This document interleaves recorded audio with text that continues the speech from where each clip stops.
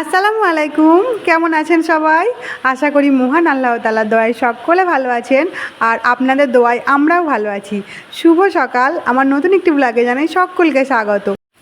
কাছে কিংবা দূরে যেখান থেকে আমার ভিডিও দেখছেন সকলকে জানাই আমার চ্যানেলে স্বাগত। আর কোথা থেকে দেখছেন প্লিজ আমাকে একটু কমেন্ট করে জানাবেন।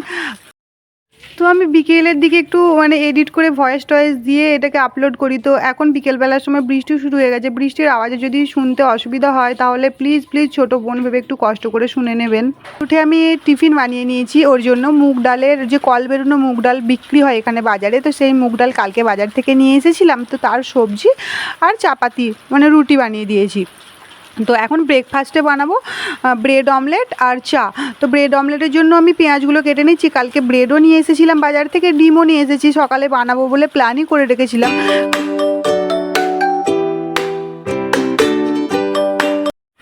তো পেঁয়াজ কেটে নিয়েছি, পেঁয়াজ লঙ্কা, আর এবার আমি ওতে দিয়ে দেবো একটু হলুদ, একটু লবণ আর একটুখানি লঙ্কার গুঁড়ো, কারণ কাঁচা লঙ্কা দিয়েছি, বেশি লঙ্কা গুঁড়ো দিলে আবার ঝাল হয়ে যাবে, খেতে অসুবিধা হবে। তো আমি এগুলোকে দিয়ে ভালো করে মাখিয়ে নেবো। হাত লাগাচ্ছি না, কারণ এখন আরিয়ান উঠলে আরিয়ানকে মুখ ধোয়াতে হবে। আর আরিয়ানকে মুখ ধোয়াতে গেলে এই যদি পেঁয়াজ লঙ্কায় হাত লাগাই তাহলে হাতটা ঝাল হয়ে গেলে আরিয়ানের মুখে দিলে ঝাল লাগবে, বাচ্চা ছেলে তো। তো ওই জন্য আমি হাত না লাগিয়ে চামচে করেই বেশ ভালো করে মাখিয়ে নিচ্ছি। চামচে করেও মাখানো হয়, আর আমি হাত লাগিয়েই মাখাই। ডিমটাই হাত দিই না, পেঁয়াজটা মাখিয়ে নিই। তো তাওয়াটা যেটাই রুটি করেছিলাম সেটাই রেখে দিয়েছিলাম, তো তাতে তেল দিয়ে দিলাম। এবার ডিমটা দিয়ে দেবো, আর তারপরে ব্রেডটা দিয়ে দিলে তো জানেন কীভাবেই বানাতে হয়, আমার তো শেখানোর কিছু নেই। তো সকাল সকাল উঠে আগে আমি নিজে ব্রাশ ট্রাশ করে ফ্রেশ হয়ে নিই, তারপরে আরিয়ান উঠলে আরিয়ানকে ফ্রেশ করিয়ে দিই। কারণ আরিয়ান ওঠার পরে একটু উঠেই তো মানুষের ইচ্ছা করে না, বড় মানুষেরই ইচ্ছা করে না, তো বাচ্চা মানুষের কী করে ইচ্ছা করবে। তো সেই জন্য ও একটু ক্যাঁকু করে। এখনও ও ওঠেনি জানেন তো। ওকে যে ওর কী বলুন তো, ফ্যানটা যদি বন্ধ করে দিই না ও সঙ্গে সঙ্গে উঠে পড়বে। আর ফ্যান যদি চলে, ও যদি ঘুম লেগে থাকে তাহলে ঘুমায়। আর কোনো দিন ও এমনিও উঠে পড়ে, ফ্যান চলুক বা না চলুক, সে মুডের উপরে ডিপেন্ড করে। ঘুম যদি না আসে তাহলে ফ্যান চললেই বা কী করে ঘুমাবে বলুন। তো ওর পাপাও রেডি হয়ে গেছে, গোসল টোসল করা হয়ে গেছে। আর আমি এইগুলো তাড়াতাড়ি করে ওর পাপাকে দিয়ে দিই, নাহলে লেট হয়ে গেলে তখন আবার গাড়ি চলে যাবে। কোম্পানি থেকে গাড়িতে নিতে আসে, তা গাড়ি চলে গেলে আবার তখন হেঁটে হেঁটে যেতে হবে। আমাদের নিজেদের কাছে তো কোনো গাড়ি টাড়ি নেই। তো সেই জন্যে আর লিকার চা করে নিয়েছি আরিয়ানের পাপার, আরিয়ানের আর আমার। অল্পটা আরিয়ানের, কারণ আরিয়ান নেয় অনেকটা কিন্তু খায় না, সবটা নষ্ট করে ফেলে দেয়। তো উঠে পড়েছে, ওর পাপাকে বললাম একবার নাও, আমি সব রেডি করে নিই। দেখুন ওর পাপার কোলে কেমন শুয়ে আছে।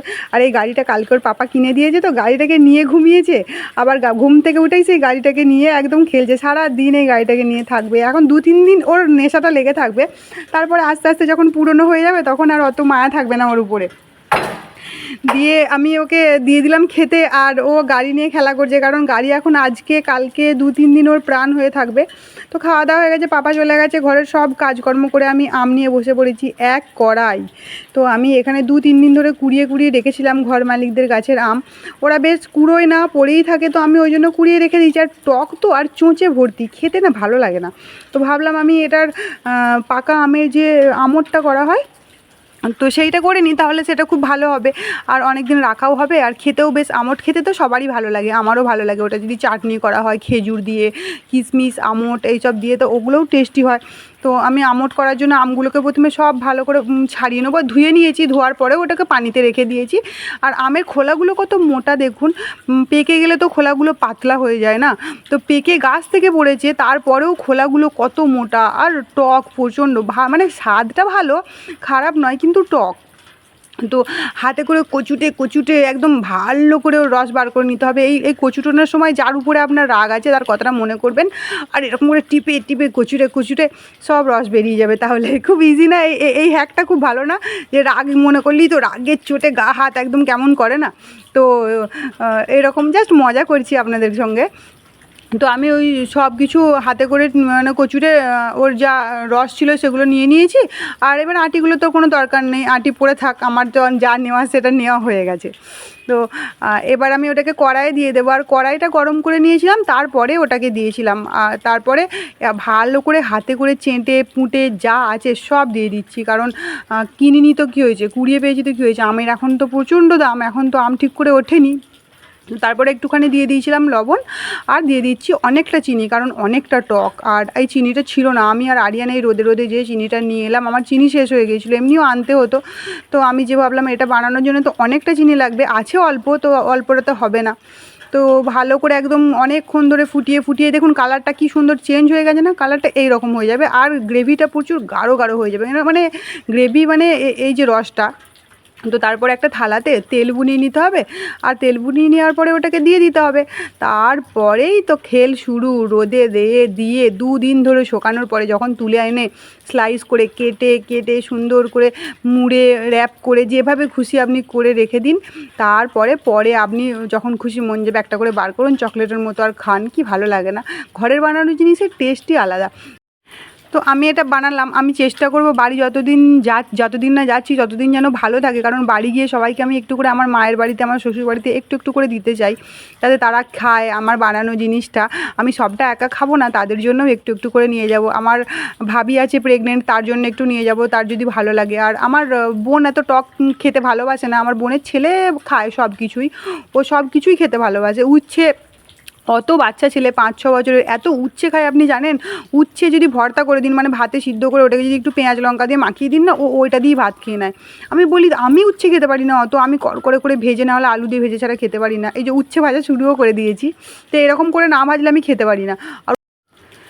আর এই ছোলার ডালগুলো সিদ্ধ করতে দিয়ে দিয়েছিলাম। আজকে তরকারিতে বেশ সিম্পল কিছুই হবে, বেশি টনভেজ কিছু নেই, সব ভেজই হবে। তো ছোলার ডাল দিয়ে কুমড়ো দিয়ে আলু দিয়ে তরকারি হবে। আর এইদিকে উচ্ছে ভাজা হচ্ছে, উচ্ছে ভাজা, পটল ভাজা, শাক ভাজা। আর ননভেজ হবে না বলছি ঠিকই, কিন্তু দুপুরবেলায় হবে না, রাত্রেবেলায় হবে। তো যখন ওর পাপা আসবে, ওর পাপাকে একটা ডিম ভেজে দেবো, নিজেও একটা ডিম ভাজা নিই, পাপাকে একাই দিই না। আর আরিয়ানকে একটা দুপুরবেলায় ডিম সিদ্ধ করে দিয়েছি। তো আর এইদিকে উচ্ছে ভাজাগুলো হয়ে গেছে, আমি এবার পটল ভাজাগুলো দিয়ে দিই। আর পটল ভাজাগুলো 3টে হচ্ছে, একটা হচ্ছে না, জায়গা গাদি করে দিয়ে দিতে হবে, নাহলে ওই একটার জন্যই আবার কতক্ষণ দাঁড়িয়ে দাঁড়িয়ে ভাজতে হবে, অত টাইম নেই, 12টা 12:30 বেজে গেছে অলরেডি। তো এগুলোকে দিয়ে দিলাম কড়াতে, যা হোক করে চাপাচাপি করে হয়ে যাবে। চাপা দিয়ে দিয়েছি, আস্তে আস্তে হোক। এই দিকের গ্যাসটা তো আমার কম জ্বলে, তো ওইদিকে দিয়ে দিয়েছি। আর এইদিকে শাকটা চাপিয়ে দিই, শাকটার জন্য রসুন আর কাঁচা লঙ্কা দিয়ে দিয়েছি ফোড়নে। আর তার উপরে দিয়ে দিলাম শাকটা, অল্প 10 টাকা নিয়েছিলাম, শাকটা মোটা ছিল এতটা। তারপরে রাত্রেবেলা থেকে দুপুর 10টা 11টা পর্যন্ত থাকতে থাকতে অর্ধেকটাও মানে পচে সার গায়া, অর্ধেকটা নষ্ট হয়ে গেছে।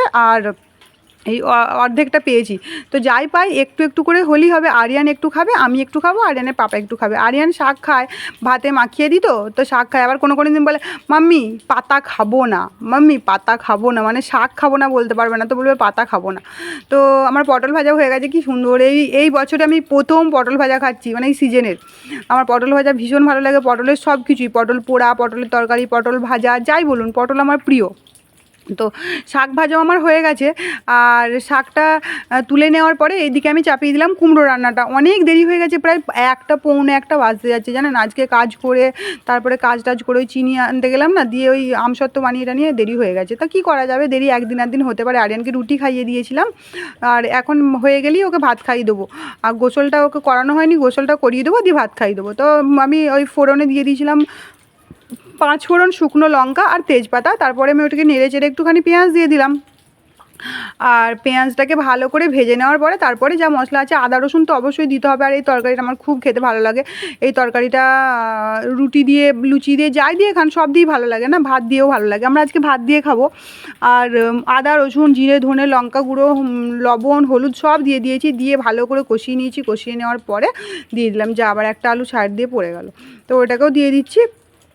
আর ভালো করে কষাতে হবে, এটা একদম অনেকক্ষণ ধরে কষাতে হবে, হালকা লো ফ্লেমে কষিয়ে কষিয়ে কষিয়ে কষিয়ে একদম যখন শুকনো মতো হয়ে যাবে তখন পানি দিতে হবে।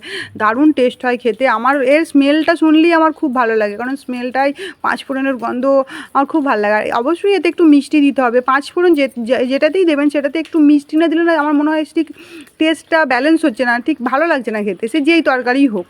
তো আমি ছোলার ডালগুলো দিয়ে দিলাম সিদ্ধ করা। আর এইদিকে মানে ভালো করে কষিয়ে নিচ্ছি, একদম কড়াই লেগে যাচ্ছে, এত সুন্দর করে কষানো হয়ে গেছে। এবার আমি পানি দিয়ে দেবো, আর বেশিক্ষণ কষাবো না। অনেকক্ষণ কষিয়ে নিয়েছি। এবার পানি দিয়ে দিচ্ছি যতটা লাগবে, যতটা অনেকটাই পানি লাগবে, এগুলো তো কিছুই সিদ্ধ হয়নি। এই পানি দেওয়ার পরে লো ফ্লেমে দিয়ে দেবো, তারপরে সিদ্ধ হবে। আর আমি এইদিকে ঘরটর ঝাঁট দিয়ে নেবো, আর দুটো থালা বাসন জমে গেছে ধুয়ে নিয়ে আরিয়ানকে গোসলটাও করিয়ে দেবো। এটা হতে হতে আমার অনেক কাজ হয়ে যাবে। আর ঢাকা দিয়ে দিই, পানি দিয়ে দিয়েছি পরিমাণ মতো। তো হয়ে গেছে আমার রান্নাবান্না কাজ সবটা। দেখুন কি সুন্দর লাগছে না, দারুণ সুন্দর লাগছে, আর টেস্টটাও দারুণ হয়েছে।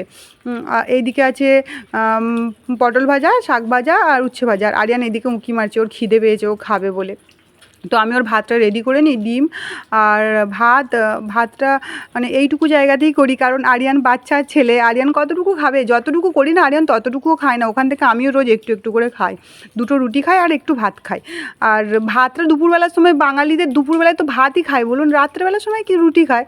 তো আরিয়ান এখানে বসে বসে কাঁদছে, খাওয়ার জন্য নয়, ও বদমাইশি করেছে, বকেছি বলে কাঁদছে। তো ভাত টাত খাই, ওকে শুইয়ে দিয়েছিলাম। বিকেলে উঠে ও একটু ম্যাগি খাবে বলে জিদ করছিল, অনেক দিন দিইনি বলে ভাবলাম নে আজকে খা। তো ওকে একটু ম্যাগি দিয়ে দিয়েছি। আর আমি এদিকে আমসত্ত্বটা নিয়ে আছি, প্রচণ্ড মেঘ করেছে, এক্ষুনি যদি পানি নেমে যায় তাহলে আমার আমসত্ত্বটা এত কষ্ট করে বানানো বেকার হয়ে যাবে, একদম ফালতু হয়ে যাবে। তো আমি আমসত্ত্বটা তুলে নিই, আর আমসত্ত্বটা আপনাদেরকে দেখাই যে আমসত্ত্বটা কেমন হয়েছে। দেখুন কালারটা একবার দেখুন আমসত্ত্বর, আর এখনও নরম আছে, হাত দিয়ে দিয়ে দেখছি নরম আছে। এখন হবে না, এখন হয়তো একদিন দুদিন লাগবে। আর ওইদিকে মেঘটা দেখুন, কালো অন্ধকার, ফোনে কেমন আসছে আমি জানি না, কিন্তু অরিজিনালি সামনে দেখলাম তো কালো অন্ধকার হয়ে গেছে। আর মনে হচ্ছে যে আজকে বৃষ্টি হবে, হওয়াটা উচিত, কারণ প্রচণ্ড গরম করছে, প্রচণ্ড গরম। এই বৃষ্টিটা হলে ওয়েদারটা একটু ঠান্ডা ঠান্ডা হবে, বেশ ভালো লাগবে। রাত্রেবেলার সময় ঘুমাতে একটু আরাম হয়, আর রাত্রে সারাদিন পরে একবার ঘুমাবে মানুষ কাজ করে এসে, তাই এরকম গরম লাগলে কি ভালো লাগে। আমি ভাতও বসিয়ে দিয়েছি। আর এই দিক দিয়ে দেখি, এই দিকটা মানে এই যে পূর্ব দিকটা হচ্ছে মেঘ করেছে, পশ্চিম দিকে এখনও মেঘটাও আসেনি। আর জামা কাপড়গুলো মেলা আছে, সেগুলো আমাকে তুলে নিতে হবে, সেগুলো না হলেও ভিজে যাবে। আর আরিয়ানকে আমি এখানে দিয়ে দিয়েছি খেতে, আরিয়ান খাচ্ছে, আর আমি এইগুলো সব তুলে তুলে নিয়েছি। দেখুন কেমন ঝড় দিচ্ছে, আর ঝড় দেওয়ার সঙ্গে সঙ্গে ডুব ডুব করে দুটো ডাব পড়ে গেল। আরিয়ানকে বলছি একদম যাস না বাবা, মাথায় যদি ডাব পড়ে তাহলেই হয়ে গেল। আর দেখুন কত জোরে ঝড় দিচ্ছে, ঘরের সামনে একদম ডাব গাছগুলো, ডাব গাছের ডাবগুলো পারেও না। আর ওখান থেকে মানে নিজের মনের মতো যখন খুশি পড়ে, যখন খুশি কুড়ায়, কোনো চাপ নেই, যখন খুশি পড়বে, যখন খুশি কুড়াবো। তা আরিয়ান একটু একটু করে নেমে যাচ্ছিলো, ডাব পড়েছে বলে। আমি বললাম না ওঠ, ডাব পড়েছে তো কী হয়েছে, এক্ষুনি মাথায় যদি পড়ে যায় বিপদ হয়ে যাবে না। তো এইদিকে দেখছি বাপরে বাপ, একদম অন্ধকার লাগছে। ওই দিকটাতে তবু একটু আলো আলো লাগছে, এই দিকটা বেশ বেশি অন্ধকার লাগছে দেখুন। আর গাছগুলো কি সুন্দর মরেছে, যেন খিলখিল করে হাসছে। অনেক দিন পরে এরকম হাওয়া দিতে দেখলাম, হাওয়া দেয় বিকেলবেলা, এরকম ঝড় দেয় না। তো এই ঝড়ের মুহূর্তে আমাকে পার্সেল এসেছে, আমার ফোন করছে পার্সেলটা নিয়ে যাও। আমি বলছি এত ঝড়ে কেউ বেরোয়? ওই দাদাটাকে বলছি যে এত ঝড়ে বেরিয়েছো কেন, তুমি বাড়ি চলে যাও। তো বলছে অনেক দিন পর এই ঝড়টা হয়েছে, আমাকে প্রচণ্ড গরম করছিল, তো আমি বেরিয়ে পড়লাম। তো গরমে একটু হাওয়া খাই। আমি বলছি হাওয়া খাবে, বিদ্যুৎ চমকাবে। বলছে ওইটাতেই তো ভয় করে। তো পার্সেলটা খুঁজছে, আমার পার্সেলটা, আর পেয়েও গেছে পার্সেলটা। আর আরিয়ান নিয়েছে পার্সেলটা, আপনাদেরকে দেখাবো ওটায় কী আছে। আপনারা গেস করুন তো, আমি খোলার আগে যে কী আছে, কী থাকতে পারে। তা আপনারা নিশ্চয়ই বুঝতে পারছেন কী থাকতে পারে, আপনাদেরকে আমি যেয়ে খুলে দেখাচ্ছি। আর আরিয়ানের মজাটা একবার দেখুন, দেখছেন, দেখুন বদমাসের ধাড়িও, ও কিছু মানে আমার ও ভাবছে নাকি যে আমার গাড়ি টাড়ি কিছু আছে, ও জানে না যে গাড়ি টাড়ি কিছু নেই। তো কেমন বসে আছে, ভাবছে গাড়ি না কি আছে। তো এইখানে আমার সেলফি স্টিকটা আছে, যেটা আরিয়ান ভেঙে দিয়েছিল, সেটা তো আমি এখন ফেভিকুইক আঠা দিয়ে জোড়া লাগিয়েছি। আর এটা একটু ভালো নিয়েছি, একটু মানে ভালো মানে ওর থেকে একটু হার্ড, একটু লম্বা।